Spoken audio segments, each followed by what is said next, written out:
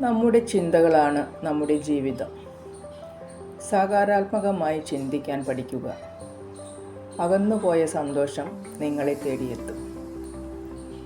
ജീവിതം ഒരു മനോഹര യാത്രയാണ്. ഓരോ വളവിലും പുതിയ കാഴ്ചകളുണ്ട്. കഷ്ടപ്പാടുകളെ പുഞ്ചിരിയോടെ നേരിട്ട് സന്തോഷം കണ്ടെത്താൻ ശ്രമിക്കുക. ജീവിതത്തിൽ സന്തോഷം കണ്ടെത്തുന്നതിന്